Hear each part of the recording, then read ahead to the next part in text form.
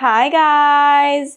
Welcome back to another episode of the Storytime Society. I'm your host Jamie, and I'm so happy that you're here, and I'm so glad that you're alive always, and hopefully forever. Wait, no, you're not going to be alive forever, so sorry, but hopefully you're here forever, with me on this journey is what I really meant. Or honestly, maybe vampires will become a thing and then we can all be immortal together or something. Would you actually, this is kind of a good question, would you become a vampire? If you've seen Vampire Diaries, that vampire, because there's different little nuances to each vampire movie. So I'm specifically talking about Vampire Diaries in the way that the vampires are in that show. Let me know. Comment down below if you would be a vampire, yes or no. I would, personally. And then if I because I know I would get tired of being alive after a while, and then I'd probably just end it. But I would want to be able to choose, that would be fun. Okay, anyways, get out your drink for the podcast. Let me know what you're drinking. I have four sips left of my latte here that my boyfriend made me about 3 hours ago. And I love to just take a while to sip on my coffee, okay? You guys know that. I know that. We all know that. So we just want to sip, okay? Okay, so for my chit chat today, I have a couple things that I want to chat about. Nothing crazy, but I don't know. So if you guys don't know, obviously, you can skip through this, but because I know that this isn't, well, I feel like a lot of people know, but a lot of people probably won't really care.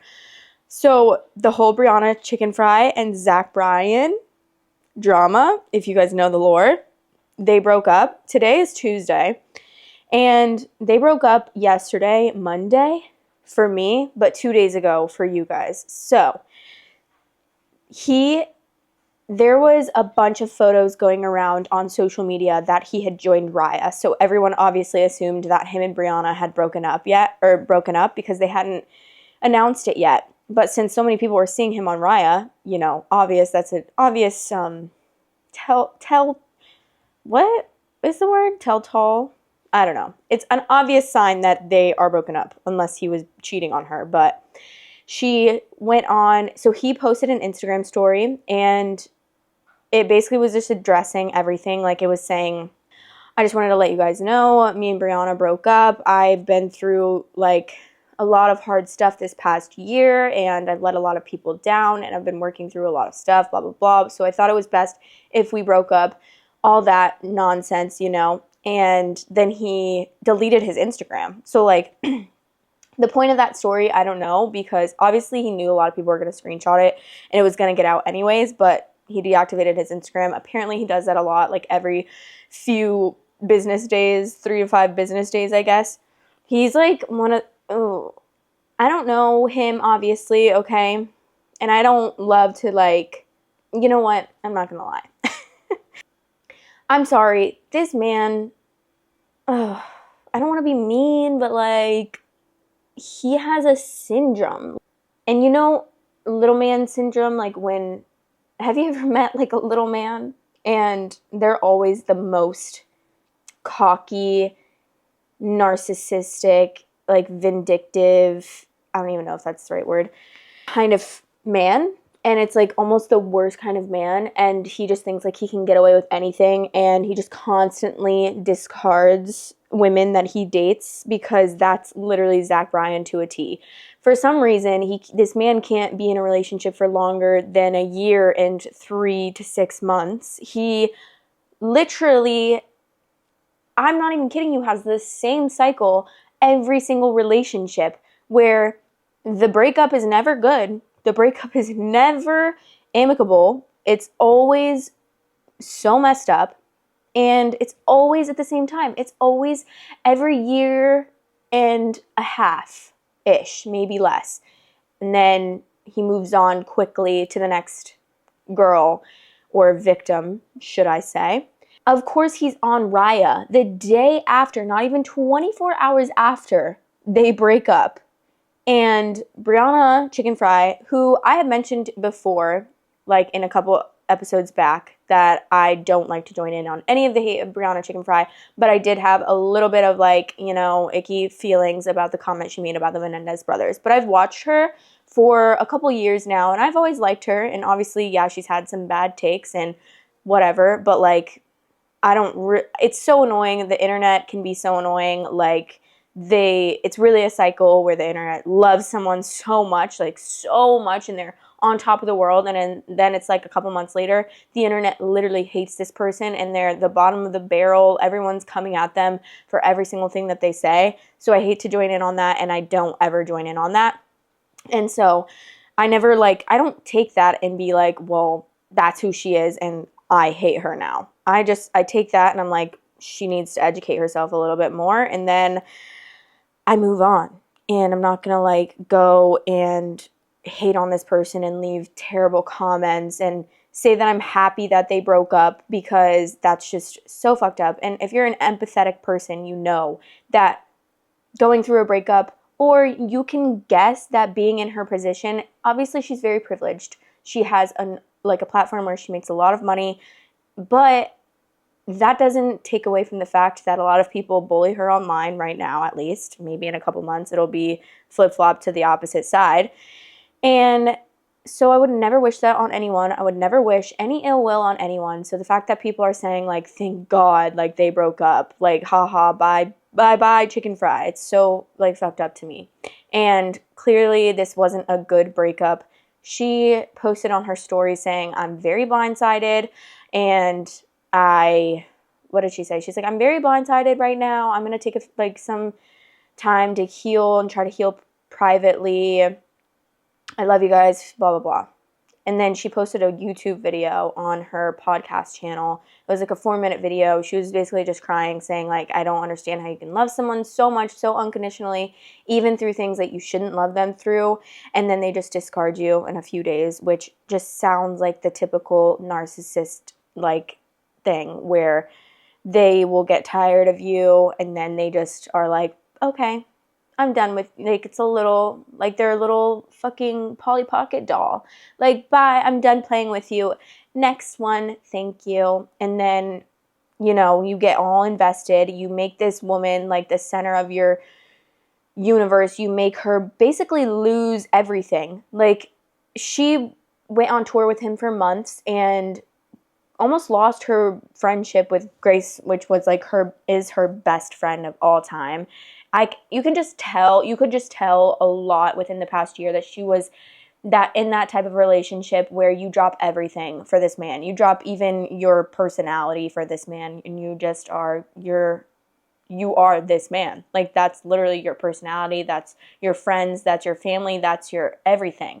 And that's always like the worst relationship to be in. And honestly, like, I can relate to that. And I feel like most 90% of girls can relate to being in a relationship where you genuinely, like, it's not that you purposely do it, but I don't even know what makes you do it, but maybe it's codependency, maybe it's an anxious attachment, I don't know. I can say that definitely in the beginning when me and my now boyfriend, I've told you guys this previously, but we dated for a year and then we broke up for 3 months, and now we've been together for over almost 2.5 years now. And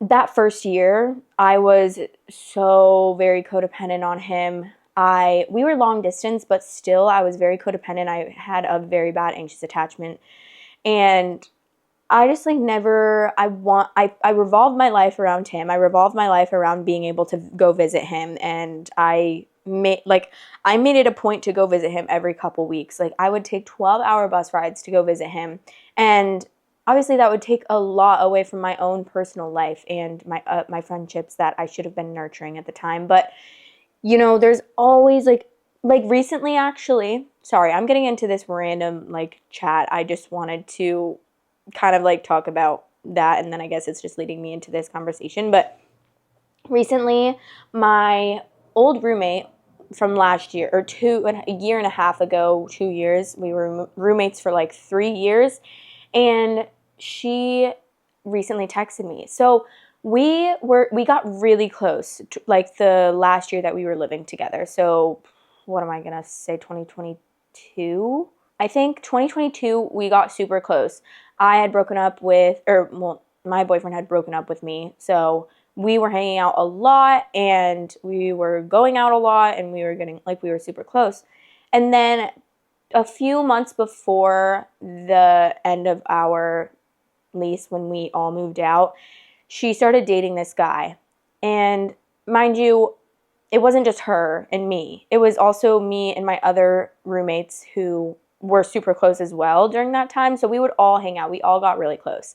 And then towards the end of that, like, she started dating this guy and she went out of her way to tell us, like, this time I'm going to try to be different because I'm usually super codependent in my relationships where I will literally shut everyone out and just be focused on my relationship and that's it. And she's like, we're trying to not be that way because we've both agreed that we are like that in relationships and we don't want to be like that with each other.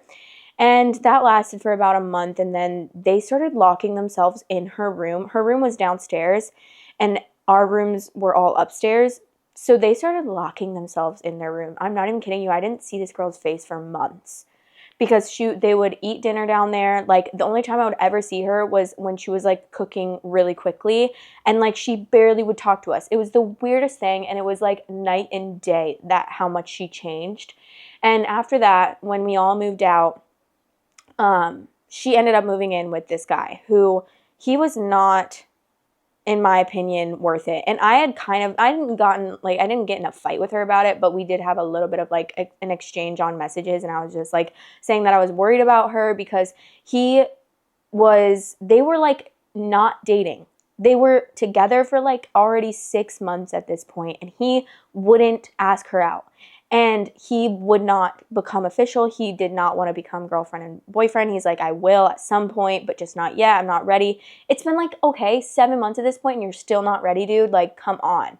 And then they move in. They're moving in together. They're still not dating. I don't even know when they started dating because I'm pretty sure it was after they moved in together. Or maybe they never actually officially started dating. I don't know. But they moved in together. They lived together for a year, and then recently, like last month, she texted me saying, like, hey, I would love to get together. But mind you, we didn't talk all year. And we both moved to a different town, and we moved to the same town. And she lived in the same neighborhood as me. And we still didn't see each other that whole year. I saw her at Target with him, and she completely ignored it. It was so weird. It was just the most odd thing ever. And I don't know if she thought I hated her or something. I don't know. I was so confused. But she just texted me like a month ago asking to get together. And you know how that usually happens. Like, I mean, I'm also guilty of that. Like, you're in a relationship with someone and then you completely lose, like, you almost lose all your friends. And then it's like once you guys break up, you are like, hey, how y'all doing? Like, you're crawling back like, hey guys, I'm very lonely and, like, I need you guys again. And so obviously it was like, I don't care. Like, I understand. I've been there, girl, done that. Like, totally get it. I would love to see you again. And yeah. So that's just kind of my example of when you revolve your life around a guy, and it's so sad how common it is, and I hate that. And I don't want to be like that. Like, now that I'm in a healthy relationship, like, I live with my boyfriend, I love to hang out with my friends. Like, we don't really hang out that much, but I would hang out with my friends so much more. But, like, they're busy. They also are in relationships, and they also, like, really, I feel like, want to hang out with their significant others a lot more. And, like, me and my boyfriend, we hang out 24/7. So, like, if I get the chance to hang out with a friend, I'm, like, there because I spend all this time with him already. So it's, like, I can take some hours. I could take a day. I could take a couple days to hang out with these people. Like, I'll go on a trip with you, girl. Like, come on. Because I have all the time in the world to hang out with my boyfriend. And friendships are so just, the older I get, the more I realize just how precious friendships are, especially with girls that you've been close to for so long. You know, just nurturing those friendships. But anyways, that's really all I wanted to talk about, and it got into that long ramble session. And if you're still here, I love you so much. But if you're not, it's totally okay because I totally understand. What was I gonna say? Okay, well, that's all I really had to chat with you guys about. I'm gonna like drink a few more sips of my coffee so I can get a little bit more energy, and then we can go on to our story times. I actually just chugged my entire coffee, but I barely had anything left. I had like 1/4 of a coffee left, and I just chugged it. And it was getting cold anyway, so whatever. Oh, wait. Sorry, guys. I'm gonna say something, okay? Can I just say something? Um, I was gonna address a comment that I got that was saying, like, I saw you on TikTok, so I came to YouTube, I listened to this, and it was like it was the brother and the mom episode where the sister was talking about how she thinks that her mom and brother are doing the dirty.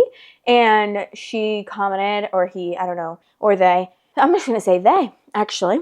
They commented that they were like, I saw you on TikTok, came to YouTube, and I'm playing your video, and I'm so confused because you just read this deep story about incest, and then you yap about the most random things like cats and stuff. I'm so confused. And I'm like, okay, first of all, girl, you got it wrong because I actually did yap about that story, and I comment on all of the stories. But let me just tell you that I'm not a fucking expert on incest. Sorry. I'm not going to be ignorant and make ignorant comments about incest and what you should do. Like, I'm going to give advice on things that I have experience with or things that I think I know what I would do in that situation. I'm not going to give advice on fucking incest with your mom and your brother. I don't know anything about that. And I would rather not think about that, actually. So yeah, I just made comments on it, and I wasn't going to give advice, okay? I'm not going to be ignorant and think that I know stuff about that. Like, oh yeah, actually you should do this. You should walk in and see if they're sleeping together and making out or something. Like, no, I'm not going to fucking do that. I'm not going to give advice on something that I don't know a buck about. So, sorry, but yeah, and I'm talking about my cats. Sorry. I'm not sorry, actually, because I don't care. I'm like, girl. And I know that obviously as like the more I grow on YouTube, the more of these type of comments I'm gonna get. But I just love to clap back. I just love to, and I need to stop actually because I feel like that just adds more fuel to the fire, and it's like it makes people want to like troll, and it's like stop. But sometimes I just block people, or I'll leave a comment, wait for them to see it and respond, and then I'll block them.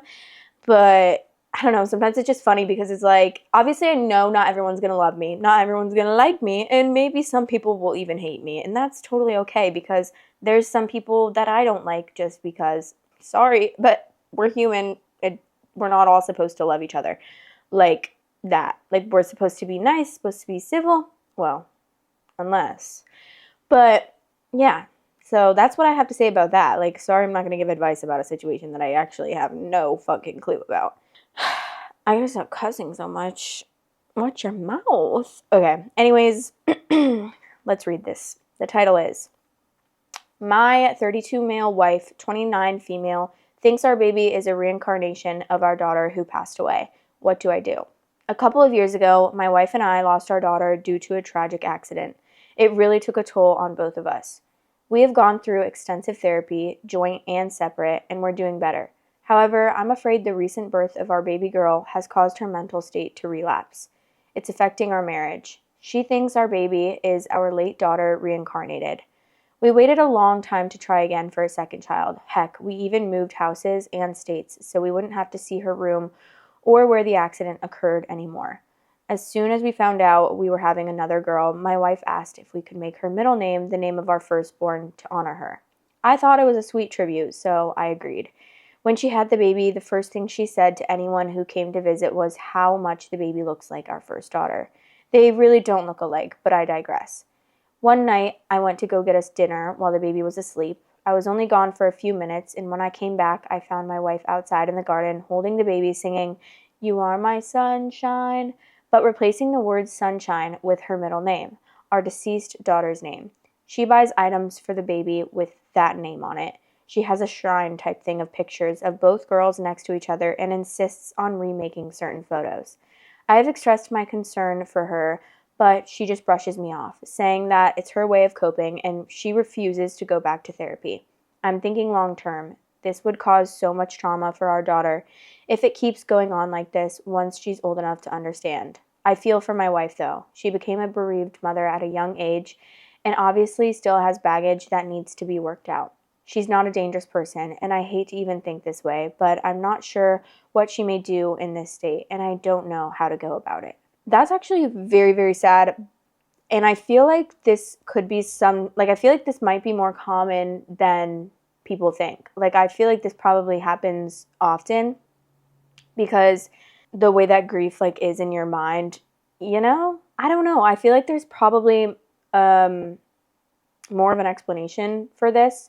And I bet if you talked to his doctor about it, he would, or she would have more to say, and like, oh, well, that's actually common, and this and this and this. Like, I'm sure they would have some advice about that. But it is obviously hard, the fact that she doesn't want to go back to therapy, because that's like the number one thing that she's going to need to get through this.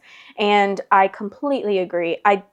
The biggest thing that raises a concern for me is the daughter, and as she grows up, being basically replaced, like a replacement of their late daughter that passed away, is not going to be an ideal feeling. Like, no little girl is going to want to feel like they're supposed to be their last, like, that daughter that passed away. So obviously the best thing that you can do is get help for your wife. But I mean, it's hard because she doesn't want to go to therapy, but there's the only option if she really doesn't want to go to therapy and refuses it is 5150. From what I know, from my knowledge, that's really the only thing I can think of.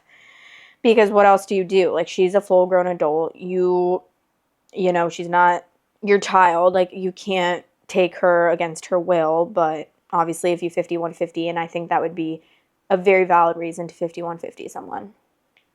I've had experience with 5150ing, and I obviously know that, the sad thing is that, like, it's not always the best case scenario. But if it's truly the last option, like, what else do you do?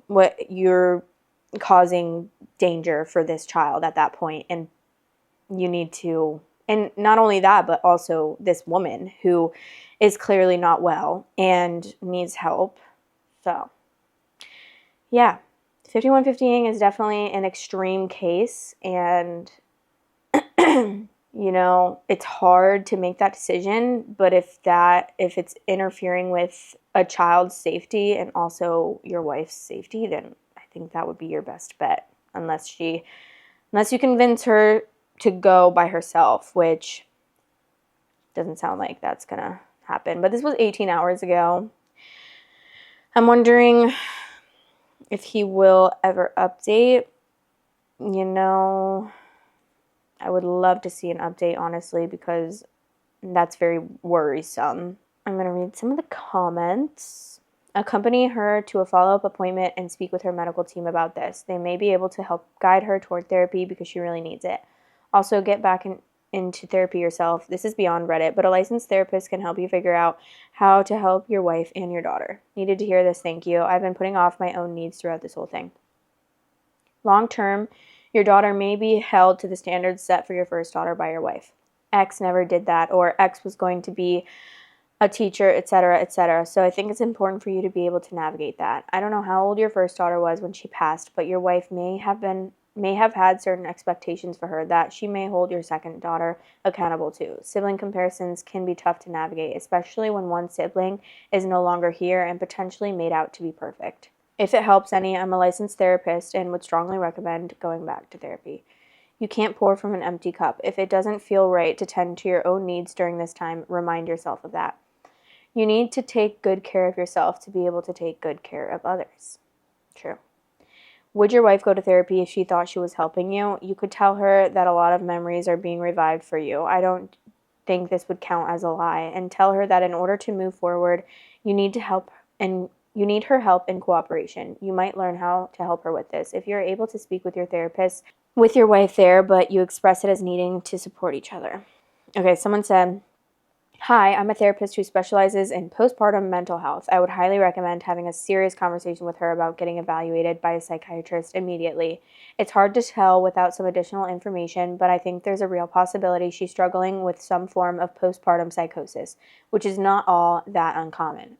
Postpartum psychosis can be extremely dangerous and should be considered a medical emergency. If that is what's going on, she needs immediate treatment with a psychiatrist or a psychiatric hospital. If she is not willing to be voluntarily evaluated by a psychiatrist, I would recommend 1. Looking into mobile mental health crisis outreach teams who can come evaluate her at your home. 2. Contacting her OBGYN immediately to see if they can evaluate her or have referrals. And 3. Pursuing involuntary hospitalization, which can often be done through a local emergency room or the police. Ask for a mental health officer. If she is not receptive to the treatment, it could be very beneficial to loop 1 or 2 of her most trusted loved ones in on what's going on. They might be able to help you intervene. This is a reliable source that describes what postpartum psychosis looks like.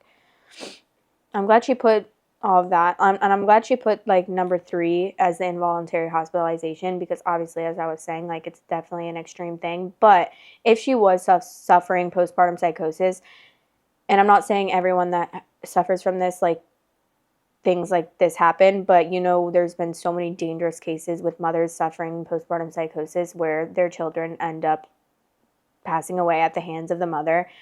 Not saying that is like the most common thing and every mother with postpartum psychosis is going to kill their children, but I'm just saying that is a valid concern and it is possible. Like that could happen. And that's really scary. And it's really sad when that kind of stuff happens and when those cases come about, because it's obviously like, there's nothing they could have done about it other than getting help, which if you're in psychosis, you're not going to want to get help yourself. So yeah, that's really hard. Someone said, this is such important advice. I had the beginnings of postpartum psychosis after my 2-year-old was born. I was hallucinating, couldn't sleep, was convinced someone was going to take her from me. I'm so scared. Wait, someone said, if OP does go for involuntary hospitalization, whether or not his wife is at a serious enough stage that they would go for it, he should prepare for the worst. People rarely take being locked up by their significant other well, even if they need the assistance. Yeah, that's true. But I also feel like once you do, and then once they get the help that they need, they come out the other side, like understanding why you did that. I don't know. That's obviously not the case with everyone, but I do feel like that does happen. Like once they're in a sound state, they are like, okay, now I see why you had to do that, and I'm understanding of that. Why do I feel like water just dripped from the ceiling? I'm so scared that I'm going to get postpartum psychosis because I already have a history of mental health issues, and I've never really gone through something that like serious or anything with psychosis or anything, or like a mental break, although I feel like I've been close. No, I definitely haven't. But I just am so scared because I feel like it sounds so common. Like so many women say that they struggled with postpartum psychosis or postpartum depression. I don't know. But I'm scared. I'm also going to be so psycho of a mom. I'm going to need to, I don't even know. I'm going to need to go to like meditation classes, yoga classes. Like I'm going to need to really, really, really try hard to be normal and not be like a psycho freaky mom, because I already am like so psycho with my cats and thinking that they're gonna die every 5 seconds, or like even when my cat is just laying on my chest and is like she's sleeping so soundly, I'm like looking at her stomach like, are you breathing? Did you just pass out or pass away in my arms? So yeah, I hope that he updates that because that's a very serious topic, and I can only hope that she gets the help that she needs and nothing else comes from that situation, and then the little daughter doesn't have to deal with that growing up. Hi guys, we're going to take a really quick break, okay? If you haven't already, please press the subscribe button, the like button, comment down below, because then it will reach more people like you that like these types of videos. And I thank you guys so much for being here. Seriously, everyone that watches my videos, even if you don't comment or like or subscribe, I genuinely appreciate you so much. And also, we do have a Spotify. If you want to listen on Spotify, the link is below for that. And even if you just want to give us a follow over there, just in case you would want to listen later. We also have a link to some merch below. It's just some silly merch. We're hopefully going to come out with better merch in the near future. Last but not least, we do have a subreddit also linked below. If you want to join the Reddit page that we have for the Storytime Society members, you can post your own stories, comment on other people's stories that they post or cross-post, whatever you want to do. You can stay silent if you want, but anything is welcome there. And yeah, that's it. Now back to the episode. Okay, next story. Am I the asshole for exposing my husband's affair with his girl best friend at a family barbecue after his dad told me to get over it? I, 29 female, have been married to my husband, 31 male, for 5 years. We've had a good relationship overall, but there's always been one issue. His girl best friend, Megan, 30 female. She's been in his life since childhood. And while I've always felt a bit uneasy about their closeness, I trusted my husband and tried to be cool with it.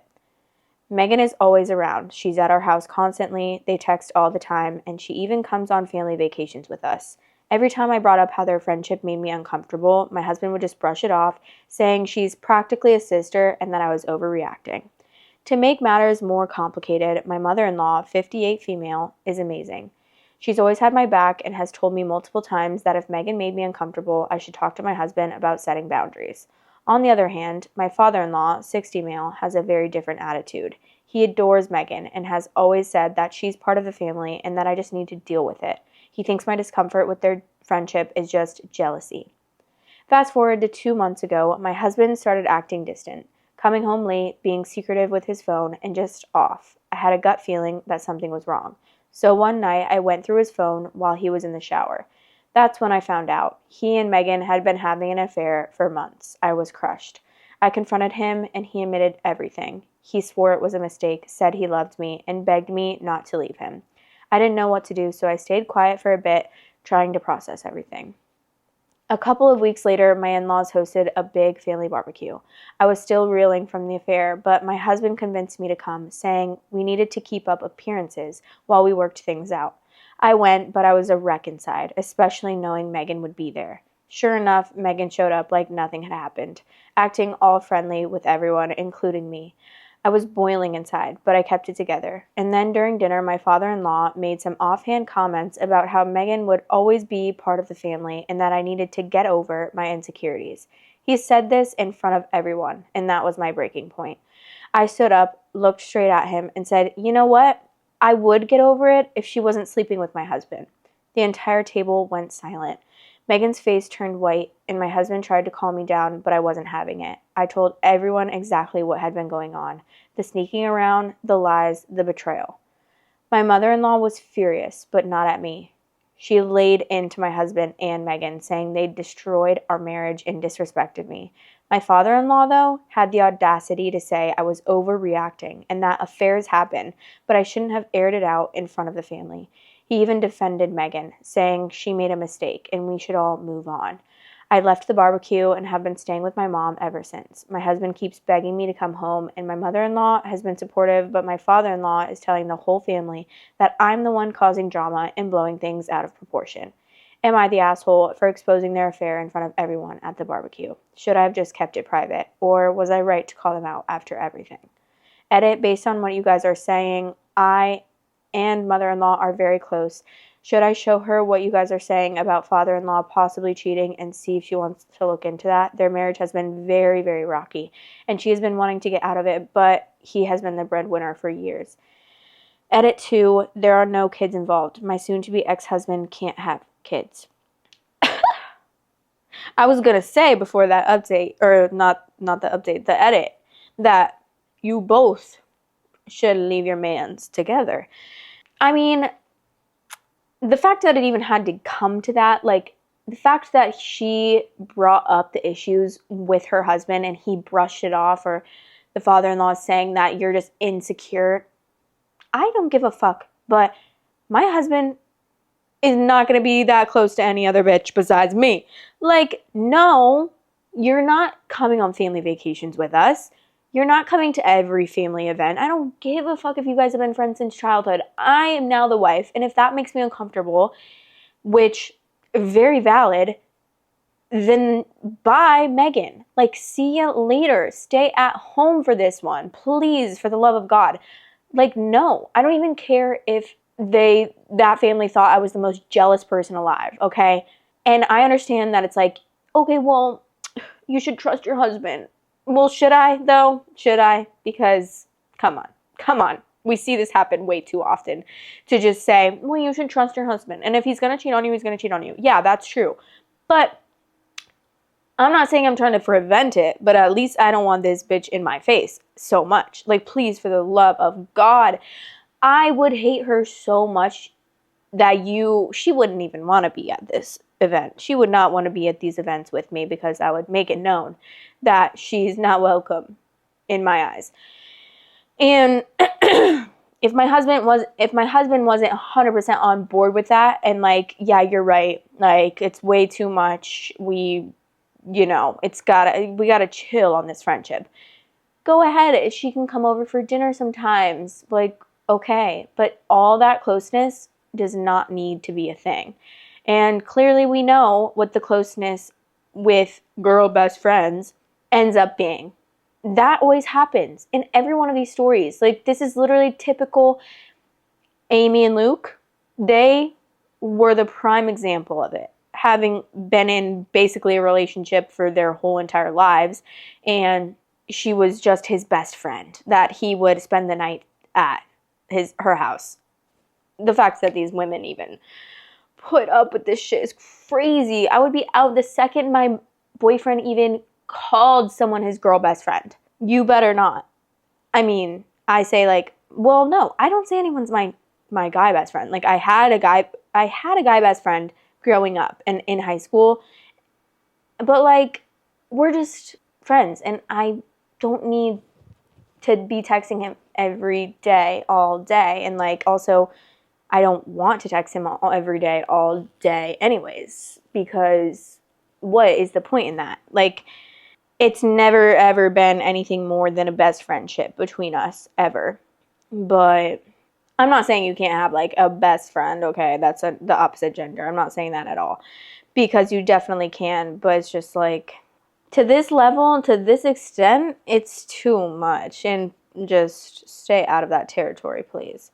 Let's see. There's like a little update. There's a couple mini updates, so we're going to read them. Am I the asshole for exposing my husband's affair with his girl best friend at a family barbecue after his dad told me to get over it? Not sure if this counts as a mini update. After seeing some of the comments about father-in-law maybe wanting to sleep with Megan, I asked mother-in-law if there was something weird going on there or if she knew if he'd cheated before. They have been married for a long time. He's cheated 10 times. One that you guys might find important is he slept with Megan's mother. Maybe that's why he loves her so much. As far as she knows, he didn't sleep with Megan. The other 8 people he worked with, and one of them was an old high school friend. I will also be researching for a lawyer tomorrow morning. Little mini update number 2. Mother-in-law and father-in-law to get a DNA test with Megan, or she's divorcing him. He said he would try and schedule something tomorrow. I'm very glad I came to Reddit with this, or some stuff we are finding out wouldn't have come to light. If Megan's ex-husband's sister, what? Oh, if Megan is my ex-husband's sister, that would be hilarious and would be their problem. Also, mother-in-law is getting a divorce no matter what, but he doesn't know that yet. She just decided an hour ago. Yes, I will be helping her with a place to stay, and she wants to get into real estate with me, so I'd be trying to pull some strings and help her out in every way I possibly can. She has seen all the comments, and with Reddit and my support, gave her the strength to leave. It's a painful situation for both of us, but I'm glad we're going through this together so we can have each other's support. When the DNA test results come back, if it for sure happens, she will be cutting off my ex-husband and father-in-law. I also wanted to say that my father-in-law was sleeping with Megan's mother for maybe a month or 2. That's why my mother-in-law thinks the timelines add up. And yes, father-in-law knew about the affair. That boils my blood. He isn't even a decent enough human to tell me about it.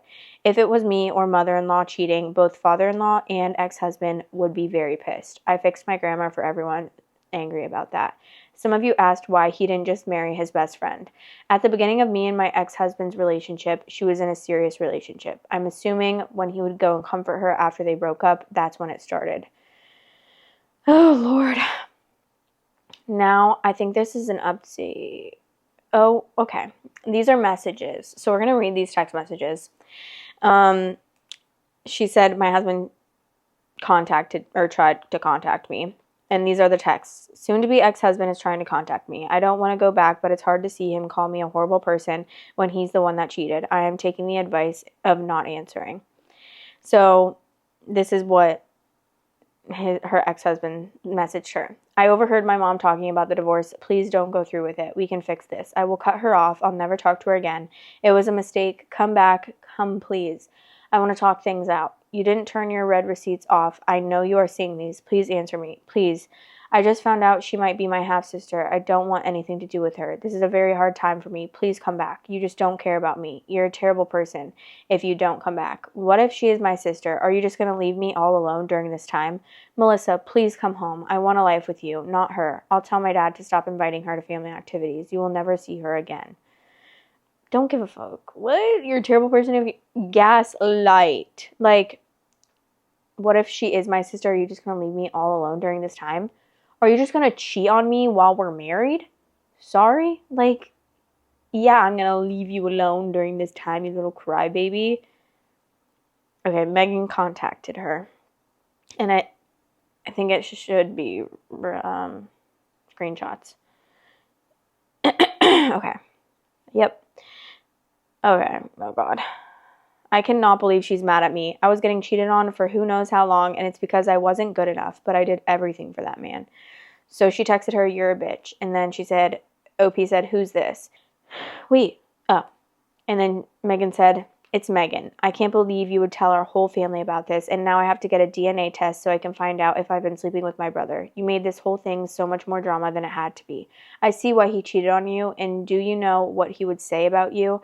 He said after you two got married, he thought you were disgusting. You are disgusting and a stupid whore. I hope you really go through with the divorce, and then he can be mine. You're a terrible person and a terrible wife. What kind of wife are you if you won't cook and clean for your husband every day? I know I can treat him better. And then she said back, OP said, okay, so that might be your half-brother, but you would still date him? Do you hear how gross that is? If anyone is disgusting, it's you two and your little family affair. I never cheated on my husband, so don't call me a whore, and I did everything for him. I cut friends off for him. I cut family off for him, and I did everything he asked. How did he repay me? By cheating on me. You both are gross humans, and I would prefer if you don't contact me anymore. And then Megan said back, oh, get over yourself. That is basic wife things. It's sad that he had to ask you to do things instead of you just doing them. You work from home. How hard could it be? You're just a lazy slut, and I hope you never find love. These sound fake, to be honest. I'm going to be the first one to say it, because who is talking like this? That's something that maybe I would say in the 7th grade, like, you little slut. Also, you're a pick-me, Megan. Please stop. And then this is literally crazy, because this is what I was just talking about in the beginning of the episode when I was venting about the Brianna chicken fry stuff, is she cut off people. Once you have to cut off friends, and especially family, that's when you know that the relationship just isn't it, and you gotta go. You gotta get out. GTG. A, B, C, D, E, F, G. I've got to go. Is that what it is? They have an appointment in an hour, so the results should be back in a week or a week and a half. In the Megan screenshots, I think she meant Megan, as in that's her. I said, who is this before? She said that, as you can see. The people saying it's a lie because of that need to use their brains. Whatever. The top comments. Asking your father-in-law in front of witnesses that if affairs happen all the time. Ow! How many times has he effed someone else? Like father, like son, after all. Probably effed Megan. That's why he doesn't want her gone. Exactly what I was thinking. Megan will always be a part of his family. Okay, tell me more. Any personal examples to share? I mean, if it's not a big deal, then he should be forthcoming. You're not wrong. And given your father-in-law's behavior and comments, I have to wonder how often he's cheated on mother-in-law. Okay, well, we obviously know that. He's cheated 10 times. Whew. The fact that, like, it's always crazy to me when these posts contain, like, a toxic-ass parent that hasn't been cut off, or at least, like, very minimum contact with, because I could just never be in a relationship like that. I don't want to be crazy or anything, but I've had current experience with that, and I had dealt with it for so many years of my boyfriend's dad just, like, absolutely hating me behind closed doors, but in front of me acting like I'm, like, the most amazing woman ever, like, love bombing me, but like not in a relationship way. And then like behind my back being like to my boyfriend, you need to break up with her. You need to break up with her. And buddy, yeah. I mean, part of it was because I'm not Jewish, but like my boyfriend also isn't, like, he's Jewish by blood, but he's not Jewish by like religion. So why would I convert to Judaism, especially? Oh, because I would not, I don't even know. I just wouldn't convert to like something for a man. Like I would never do that. And I would literally be lying to myself if I did that. So yeah, sorry, not sorry, but I'm not converting to another religion, especially one that my boyfriend doesn't even believe in. And I believe in Jesus Christ. So that also would be hard. Like I would have to lie that I don't think that Jesus Christ was reincarnated. Buddy, please. Or not reincarnated, but what is it called? Raised from the dead. He is risen. Oh my gosh, I can't. Okay. Did what almost everyone said to do. Oh, so she texted, buddy, stop biting me. She texted Megan the screenshots of her ex-husband and said, is this your man? And then Megan said, he's lying to you just to make you look dumb and take him back. Are you dumb? It's so obvious. And she said, whatever you say. And then Megan said, why would he want to actually get back with a lazy slut like you? You must be delusional. And then she sent her a Spotify song. I don't know what song it is, though. It just says open Spotify. But what's crazy to me is that this girl is like saying that. Aren't they like in their 30s? She's 30 years old. Why are they talking like this? It's just very confusing. Whatever. I am so glad that you're leaving him because bye, child. Okay, sugars. Sorry, I had to go put food in this. We have a little puzzle thing that like they have to like open up the things and then they can like eat the food out of it. I don't know if you know what I'm talking about, but I give that to Frankie when he starts getting like crazy and he starts biting at the cords when he's hungry, but my boyfriend's not home and he feeds them and that's his responsibility. So I'm not doing it. I'm not doing it because I just refuse. I was the one that fed them for like the first year that they were alive, and he did the litter box, but his allergies get really bad when he does them. So he asked if we could switch responsibilities. So now I clean the litter box and you know, I need him to keep up with his responsibilities because I just do too much for these cats. He feeds them and that's his responsibility and that's pretty much it. But yeah, so I just gave him a little snack while he has to wait for my boyfriend to get home to feed them. And hopefully he goes in, because it lasts a while. Like he is entertained by it for a while because he has to really like try to eat the food. But okay, next story, people. The title is, Am I the asshole for tricking my sister-in-law into stealing our baby's name? Wait, no, that's not the title. Am I the asshole for tricking my sister-in-law into stealing our baby name? So I, 33 female, have been married to my husband, Kevin, 35 male, for 5 years. We have a 3-year-old daughter and I'm currently pregnant with twins, male and female. My brother-in-law, Terrence, 38 male, has been married to his wife, Jess, 39 female, for 7 years. Jess and I are total opposites. Jess is an extrovert. She's kind of loud, boisterous, and some would even say abrasive. I'm an introvert. I'm not quiet or shy, but I am reserved. I'm also very observant. The first time I met Jess, I told Kevin that we would be like oil and water. We've never been overly hostile towards each other, but also have never gone out of our way to bond. Unfortunately, Terrence and Jess had fertility issues for several years before finally having their son a couple weeks ago. Prior to this, Jess was very odd towards us. When I was pregnant with our daughter, the best way to describe it is hot and cold. One minute, she pretended like she didn't care while we were talking about it at family gatherings, and the next, she was volunteering to throw the baby shower. I gave a firm no to that. We both assumed the behavior was because of their fertility issues and didn't think too much of it, but the strangest thing she did was almost demand to know what we were naming our daughter before we announced it. She asked us constantly after our gender reveal and got visibly annoyed when we would just laugh her off and said it was a secret. We couldn't understand why the hell she cared so much, as she was not expecting at this time. Regardless, we didn't share the name with anyone. When our daughter was born and her name was finally announced, Jess was kind of obsessed with it. I don't know how to explain it. She just kept going on and on about how beautiful and unique it was. To this day, she comments about how different it is. The name we chose is a pretty common Welsh name, which wouldn't be all that different except for the fact that we are African American, lol. I've always gravitated towards names from different regions and found and fell in love with the name years ago and never shared it with anyone prior to Kevin. Fast forward to both of us being pregnant at the same time. Jess's odd behavior continued towards me, but this time it was more blatant. Snarky comments under the guise of jokes about how big I was going to get with 2 babies and that my body would never snap back like it did after our daughter.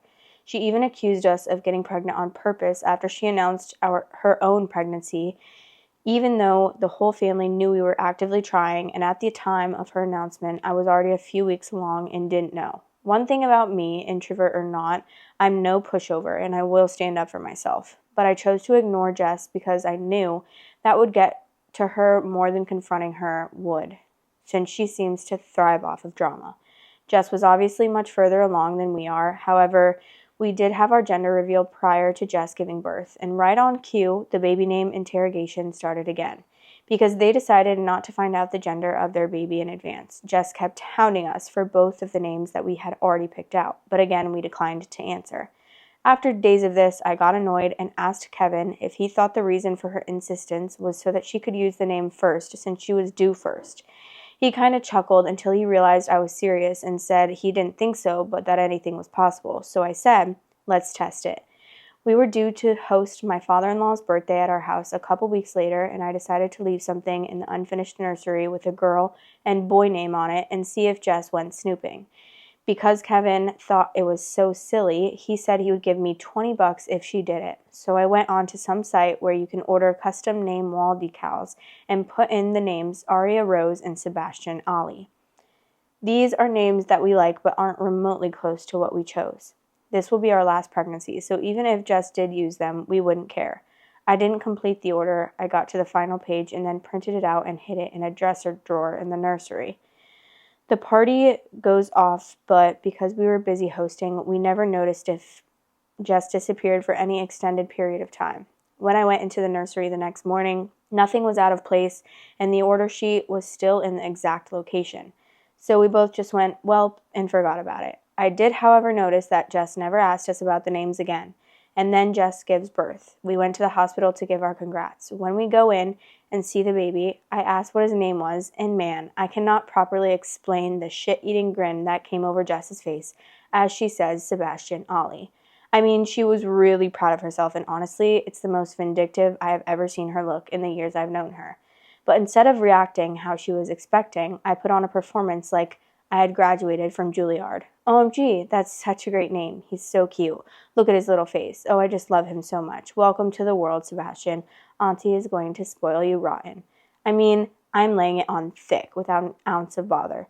The range of emotions on Jess's face went from shock to confusion to rage in a span of maybe 17 seconds. Meanwhile, my husband is holding in the laugh of a century. We later say our goodbyes, and he gives me a 20 in the elevator while almost crying laughing. All I could say was, like I thought. This was 2 weeks ago, and we haven't seen them since because we wanted to give them time to settle in with the new baby. I have heard from my mother-in-law that Jess doesn't seem as thrilled about motherhood as she thought she would be, considering how long it took them to conceive, but said it might just be baby blues. Obviously, I think she's just disappointed that her petty move didn't have the desired effect on us. I did share this with my sister, and while she laughed initially, she did say it was kind of an asshole move. So am I the asshole? What? How is that an asshole move? And then she edited and said, for those asking my daughter's name, I put it in the comments, but I'll put it here too, as I don't mind sharing now. Her name is Caris, or Caries, I don't know, Carys.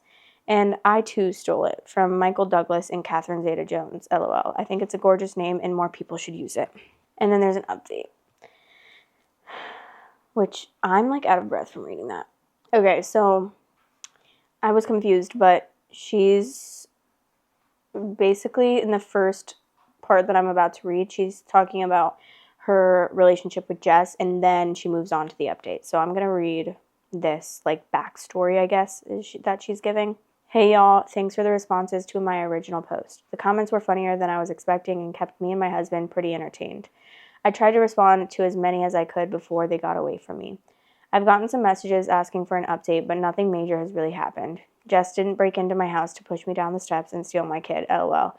I did get some additional info that I can pass along. Before I get to that, I want to give a little context about my relationship with Jess to explain why I did what I did. Feel free to skip past it. To put it plainly, Jess and I have been in a one-sided beef since the day Kevin and I started dating.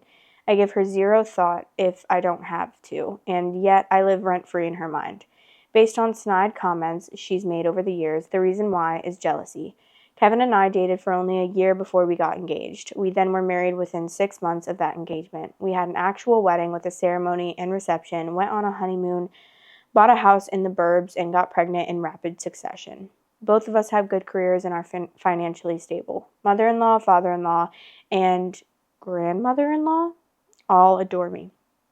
There is a churchy reason behind this that I will spare you on. Jess and Terrence did not have a similar path. They had been on and off since they were 19, 20, with Terrence never really wanting to commit.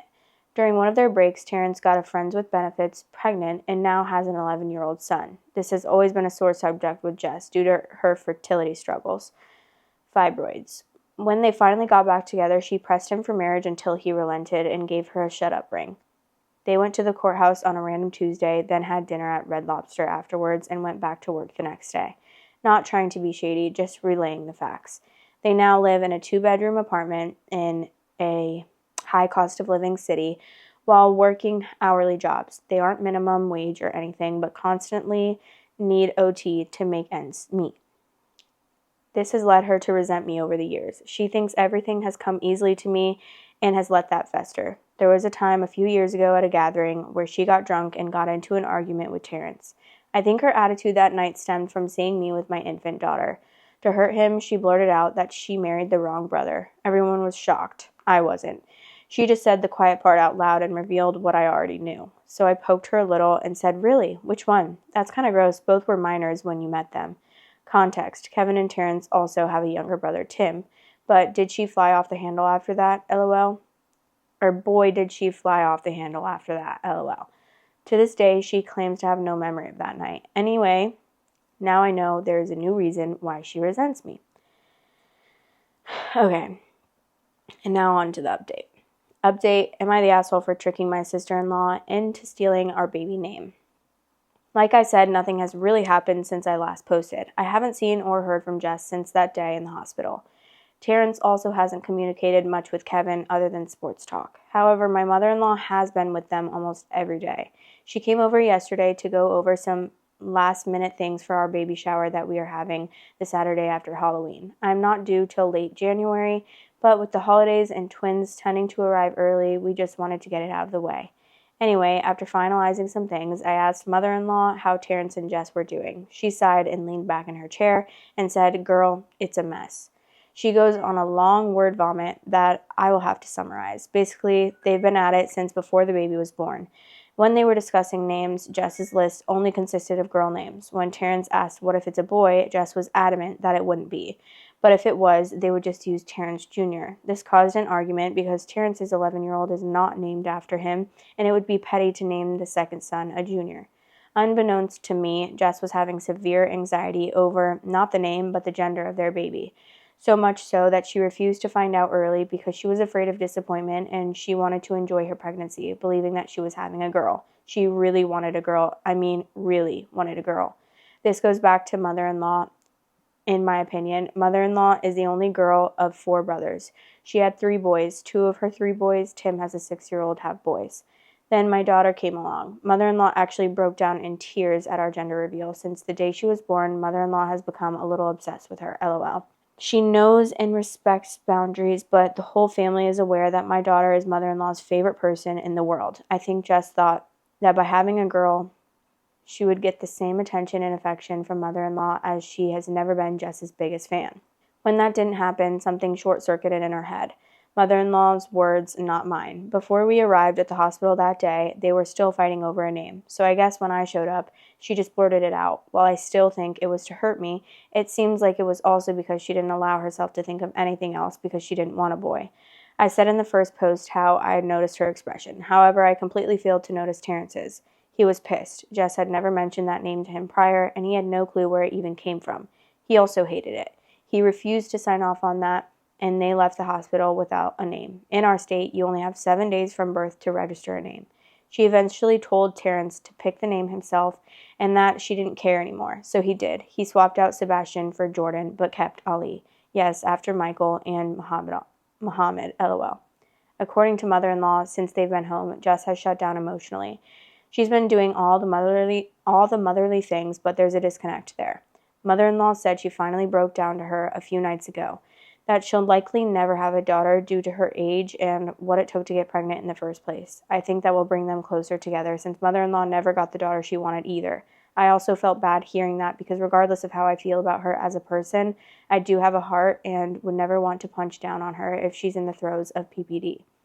Jess still hasn't admitted to snooping, so I haven't admitted to setting her up. A few comments said I should never confess, but I think I will at some point, mainly because I don't care, lol. I am more than willing to burn a bridge while I am still standing on it, but now simply isn't the time. So that's it. That's the lackluster update. Jess is invited to my baby shower, so I might be back in a couple weeks, depending on how that shakes out. Low-key, I would literally do this. I feel like I've done something like this before, honestly, like, said, like, I don't know, I can't remember a specific story, but I feel like when I was younger, like, I hated when people copied me, like, when close friends of mine would copy me about, like, what I would wear or, like, things that I was saying or something, so I think I made up, like, a slang word and acted like I was using it a lot, and then once my friends started using it, I was like, that's not a real slang word, I don't even know, so petty, but, like, I think I was in, like, 7th grade, so don't judge me, but I feel like that's a thing when you're younger, is like you don't want people to copy you or something. I don't know. Is that like a normal thing? I like hated when people copied me because growing up, like I wanted to be so individualistic and like unique that when someone would copy me with like anything, I'd be so annoyed. Like, oh my God, why are you copying me? Like even just the littlest things, like stupid shit. But I feel like I would literally do this. I think that's hilarious. Like, yeah.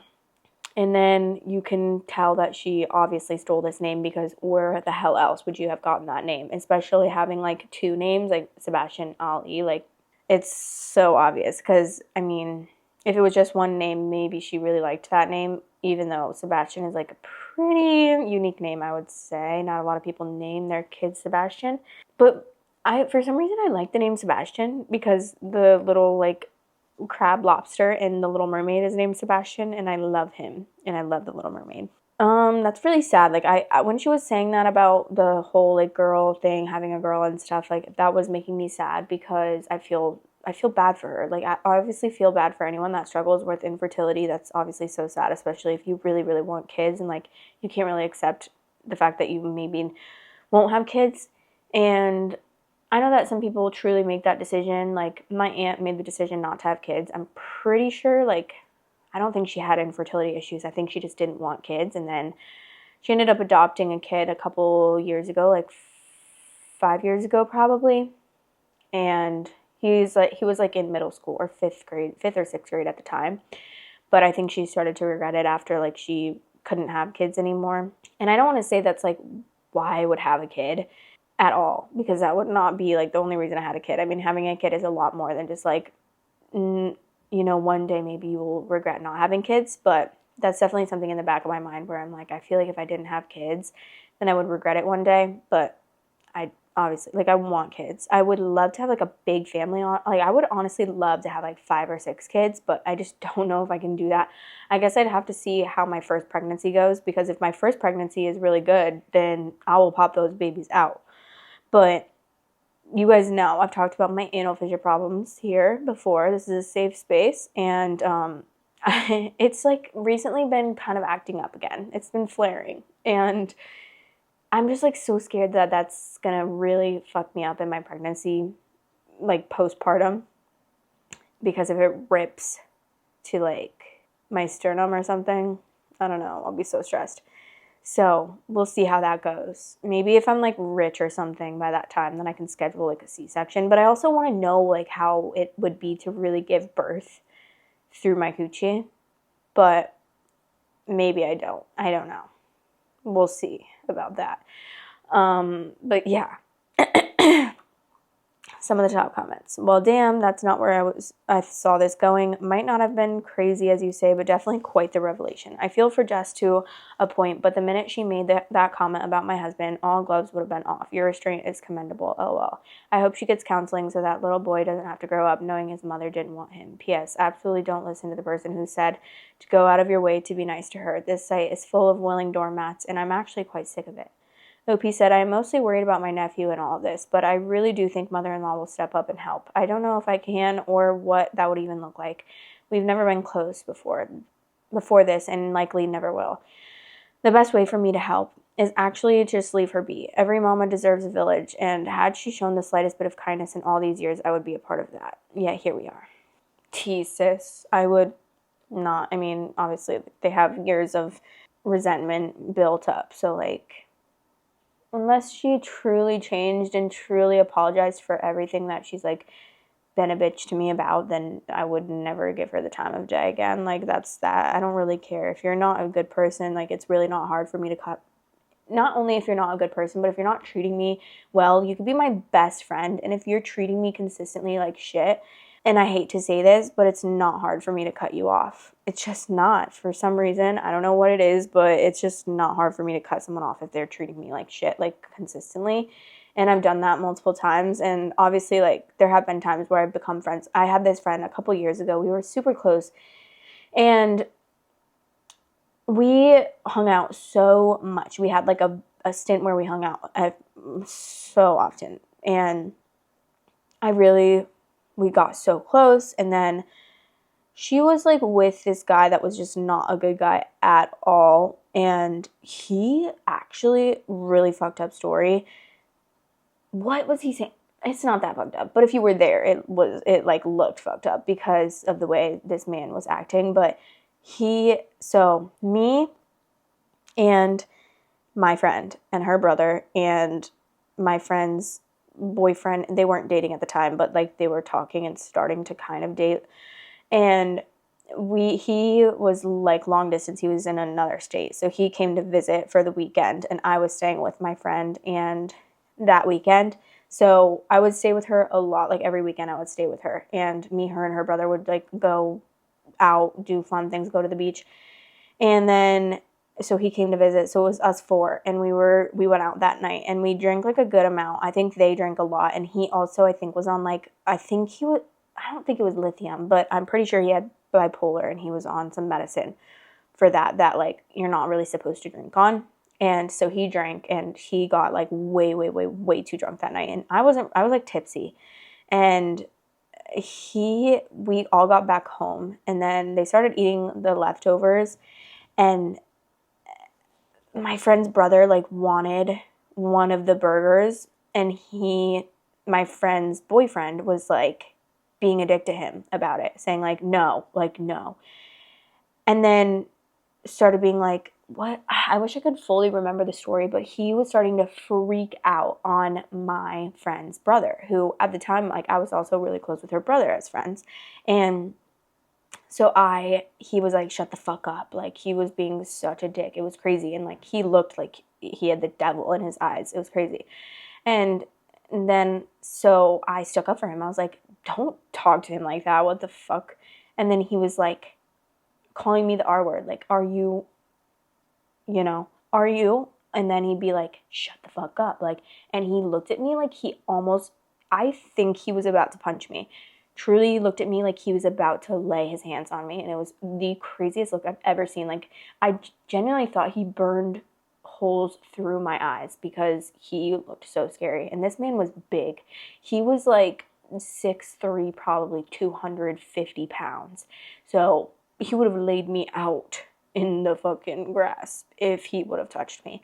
And I was so scared, and I just, like, I was yelling back at him. I was like, are you fucking kidding me? Or like we were freaking out back and forth on each other. And then I was just like started crying and ran upstairs and I was like, okay, bye. I'm going to get ready for bed because you're pissing me off. And I'm pretty sure you were going to punch me. So I don't want to get punched. And he was drunk as fuck, so he probably would have punched me. But then the next day, like, me and her brother thought that they were going to break up after that. And she was just going to like cut him off. And she didn't. And we were shook. She was like, oh my God, I can't believe that happened, blah, blah, blah. We were like really, really telling her like, this is really fucked up. I can't believe that happened. If you like stay with him, that's really, really messed up.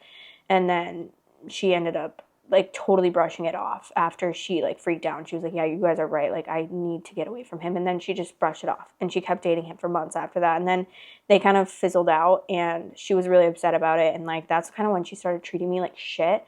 And I cut her off after that. I like slowly stopped talking to her and then I like just completely she ended up apologizing to me and then we like became friends again because she knew that she was acting a fool to me. And I was like, girl, you cannot talk to me like that, genuinely, because she would be like, she would be texting me and I would try to like, I don't know, sometimes when people are going so hard on someone and it's not justified, like it stresses me out and I'm like, well, you know, that's not right to say.